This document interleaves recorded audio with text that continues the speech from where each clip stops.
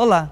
Cada dia mais, as ações humanas impactam diretamente no equilíbrio natural do planeta. Com os recursos naturais cada vez mais escassos e o clima em constante desequilíbrio, criar ações que geram o protagonismo e a sustentabilidade é um passo muito positivo para construir uma geração cada vez mais engajada com a sustentabilidade. E que espaço melhor do que a escola para fazer isso?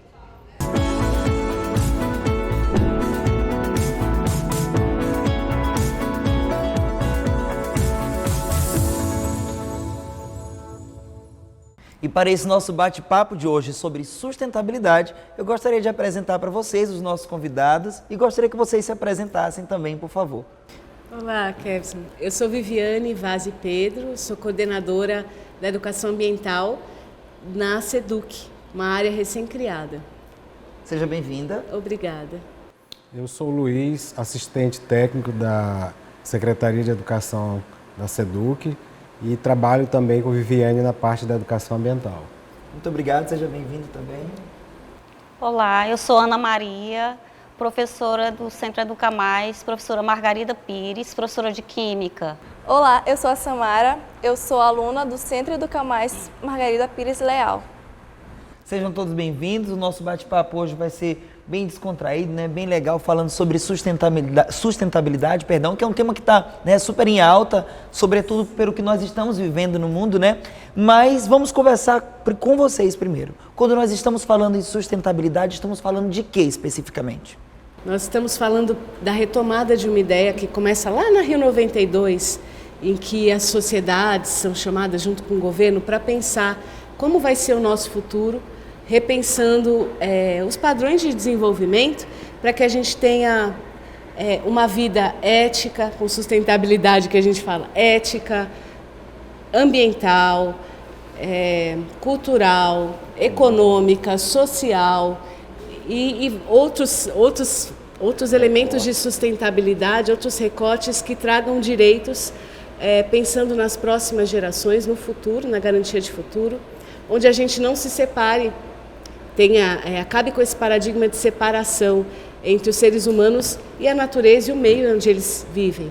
Então, sustentabilidade é um horizonte para que a gente caminhe juntos em direção a uma vida mais inclusiva, que considere realmente a defesa de todas as formas de vida e a revisão dos padrões de consumo, de produção, uma revisão crítica, né, de como estamos caminhando no mundo. E é interessante que para a educação ambiental, a sociedade civil nessa época fez um documento que é muito importante, orientador, assim, que é o Tratado de Educação Ambiental para Responsabilidades Globais, né, voltado à responsabilidade global, qual vai ser o pacto de responsabilidade global que os educadores vão adotar? Como é que vai se pensar os padrões de desenvolvimento para que a gente tenha sustentabilidade? Uma outra ideia que ligada a essa questão da sustentabilidade é a inspiração que a Carta da Terra, que foi feita em 2000, né? A inspiração da Carta da Terra, que traz vários elementos sobre como os governos, a sociedade civil, empresas e movimentos sociais e escolas pudessem trabalhar com essa ideia de sustentabilidade. A ideia da Carta da Terra é de que a sustentabilidade não é só para os seres humanos, mas também para todos os seres vivos. Então a gente teria que ter uma ética do cuidado, né, com todos os seres vivos. E o que Viviane coloca muito bem, da questão da Eco 92, vai trazendo a ideia de que isso se torne uma prática. Então já estava cansado de tanto discurso, de tanta crítica, e que se deveria fazer algumas coisas práticas. Entre essas coisas práticas estão os espaços educadores sustentáveis, que são feitos pelas escolas. Então a ideia é transformar esse laboratório de pensamento sobre sustentabilidade em coisas que você tenha umas experiências de aprendizagem com elas e que elas sejam transformadoras dessa sociedade, como Viviane há pouco falou. Certo. Quando a gente fala de sustentabilidade, a gente foge um pouco, né, a realidade da teoria prática, ainda tem essa... O que faltou ao longo do caminho, né? Será que a gente custou entender isso? O que vocês pensam a respeito? Eu penso que tem um pensamento já hegemônico também, que tende a não olhar, hegemônico assim, de poder mesmo, que tende a não olhar para as formas de produção e de consumo. Né? Então tem isso. As pessoas querem, às vezes, não pensar sobre o que a gente precisa revisar, os padrões de produção, como é que está se dando, em benefício de quem, em prejuízo de quem, o consumo também, como a gente se torna num paradigma de ser e menos ter, e realmente verificar se isso é compatível, é necessário. Então, é uma caminhada que precisa de uma sensibilização, de um senso crítico, de uma caminhada, ela não está pronta. E a escola é interessante porque ela pode se fazer como uma grande incubadora de experiências que são de pesquisa, de reflexão crítica e também de uma ação transformadora, de modo que, inclusive o espaço e a gestão, quando eles têm coerência, os estudantes, os jovens e mesmo as famílias e comunidades começam a ficar num ambiente educador, num ambiente que tem uma coerência entre o que se pesquisa, o que se reflete e o que se quer deixar para o mundo. Uma das características dessa questão da educação ambiental é fazer pensar sobre as nossas práticas relativas à relação, né, até redundante, com a natureza. Então, nós temos práticas predatórias ou temos práticas sustentáveis, né? Nós estamos nessa discussão, nesse balanço. Nós consumimos 1,5 planeta por ano. Aonde é que vamos parar, né? E se a gente for para outro planeta, a gente vai acabar também o outro planeta com essa prática que a gente tem, né? Então, adianta mudar de planeta, né? Tem gente pensando em mudar de planeta, né? Mas se a gente já consome 1,5 planeta por ano quando chega o mês de julho. Quando chega o mês de julho, tem a WWF, tem a pesquisa que mostra que se consome 1,5 planeta por ano. Né? E aonde a gente vai com tanto consumismo? Né? Então, precisamos repensar tudo isso, repensar as nossas práticas, essa questão do ser e do ter, do conviver, do conhecer, aqueles os 4 eixos lá do relatório Delors sobre como educar uma pessoa para conviver no mundo do século XXI. Como as escolas da rede, nossas escolas, estão trabalhando a questão da sustentabilidade? Como é que vocês estão dando esse acompanhamento? Você como estudante, né, que está na rede, você que é professor, está em sala de aula acompanhando melhor, como é que está acontecendo dentro das escolas? Na minha escola, no Margarida, está acontecendo de forma bem progressiva, que a gente está desenvolvendo projetos que envolvem sustentabilidade, como o nosso projeto, que a gente fez a reciclagem do papel, e a gente coletou o papel durante uma semana e a gente fez filtragem, fez tipo, aquele processo que a gente usa geralmente na produção normal do papel. E a gente conseguiu fazer esses papéis e a gente fez com que os alunos também entrassem, outros alunos da sala, minha sala, conseguissem também entrar em conjunto com isso e a gente desenvolveu marcas-páginas que a gente poderia distribuir na nossa biblioteca. A nossa escola sempre está focada na questão de sustentabilidade. Na escola a gente consegue, se quiser, né, envolver toda a escola no processo de sustentabilidade. Porque agora tem os itinerários, né, chamados de itinerários formativos, letivas. Claro que esse conteúdo, esse tema sustentabilidade é um tema, né, que já se vem falando nele, que já é abordado há bastante tempo. Esse projeto aqui, no caso do papel, nós envolvemos a escola toda. Foi feito o quê? Nós pensamos num itinerário, né, que a gente às vezes chama de eletiva. Eu, professora Ana Maria, que é química, mas junto com o professor de matemática, porque agora tem muita interdisciplinaridade, né? As disciplinas, elas andam juntas, né? Então, química e matemática. Nós pensamos, por que não, então, trabalhar com o papel, já que tem um desperdício muito grande? Os meninos fazem o quê? Descartam folhas, coloca lá só o nome, né? Coloquei um nome, não gostei, não, vou rasgar e jogo no lixo. Então, gente, é muito desperdício. Então, nós saímos, né, em todas as turmas, recolhendo aqueles papéis que estavam lá e falando qual o objetivo realmente dessa coleta desse papel. Então, vamos reciclar esse papel.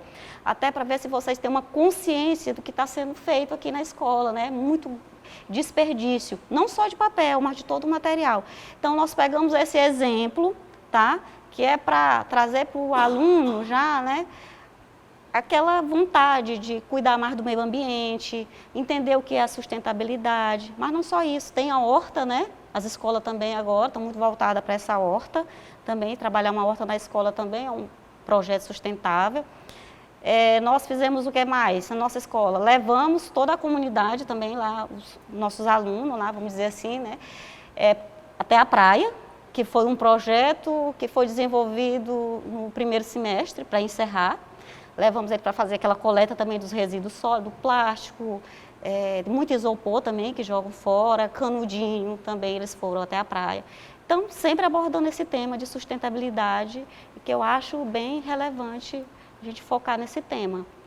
Recentemente, a SEDUC reativou, né, a coordenação, de educação ambiental. Qual é o papel dessa coordenação? Ela não está ali por estar, né? Surgiu a necessidade, você comentou ainda há pouco sobre isso, só que eu gostaria que você me dissesse, na prática mesmo aqui, qual é o papel dessa coordenação? Quantas escolas são atendidas com essa coordenação, ou eles têm que procurar? Como é que funciona? Funciona assim, o Maranhão tem primeiro sistema estadual de educação ambiental do Brasil. Então, ele tem uma política.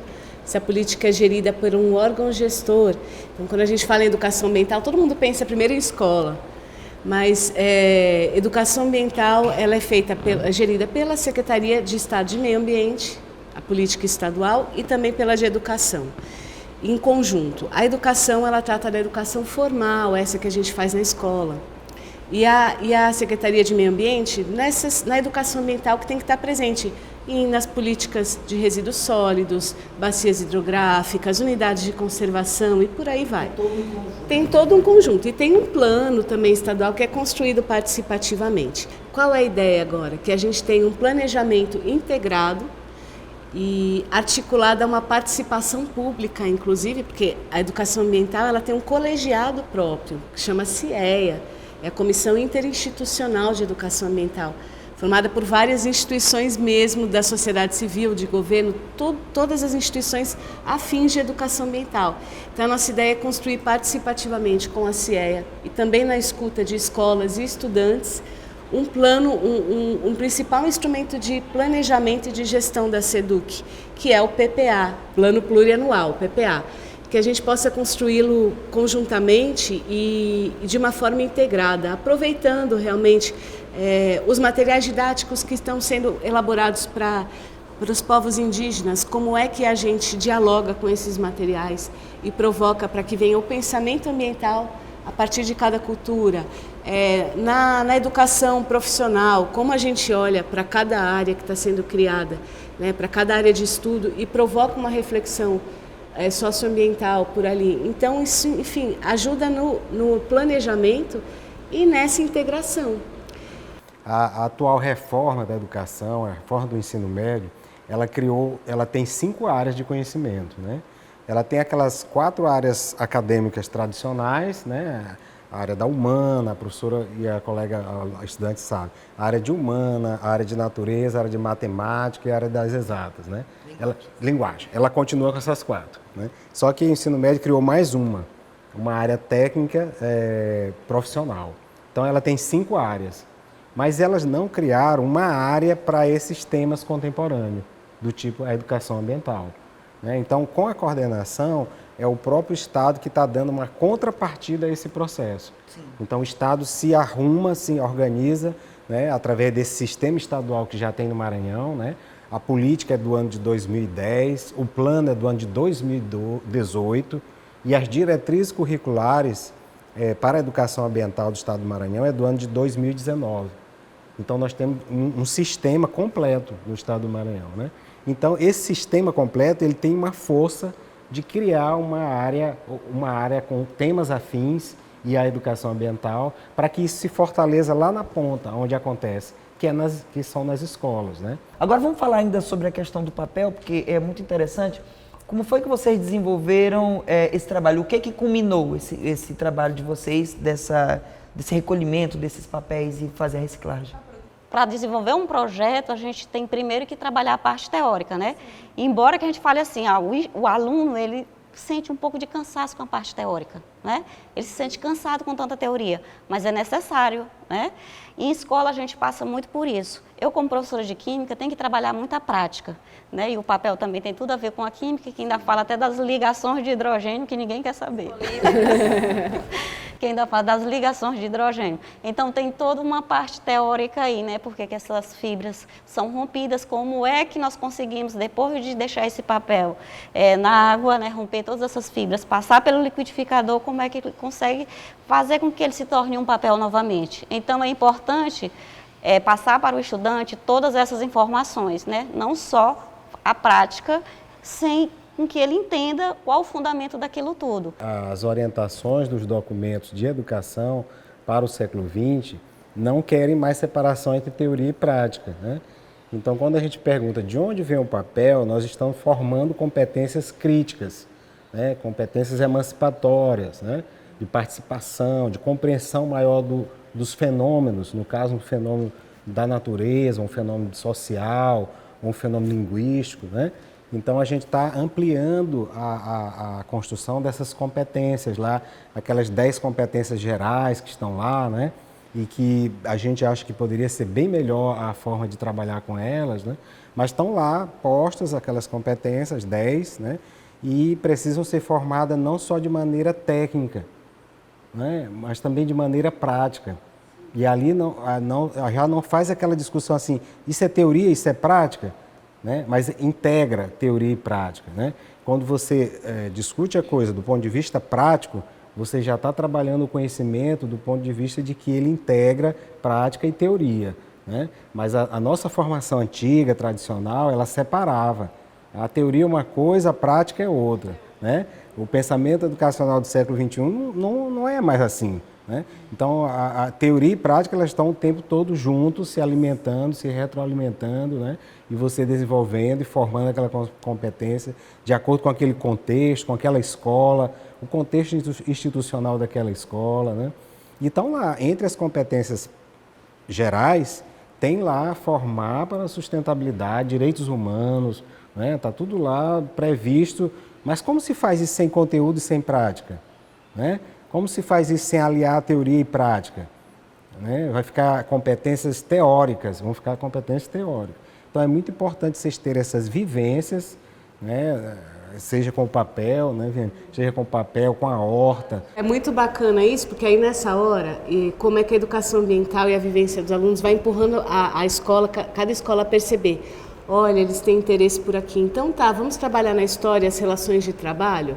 Vamos trabalhar, vamos ver como é que as terras do Maranhão estão sofrendo modificações de regime em relação à produção. E é por aí, cada um vai trazendo um conteúdo para ir, olha, um contexto geral, uma compreensão, uma leitura de mundo crítica, informada a partir das diversas disciplinas. Então vem ali uma matemática para fazer o cálculo de quantos hectares ali de eucalipto, vem, sei lá, a química, produzir como ela é feita. Então, por exemplo, né? Por isso que o Luiz fala uma coisa, educação ambiental não é tema, é lema. É lema. Ou leme, né, de navegação. Acho que vai ser legal, Luiz, traz aí.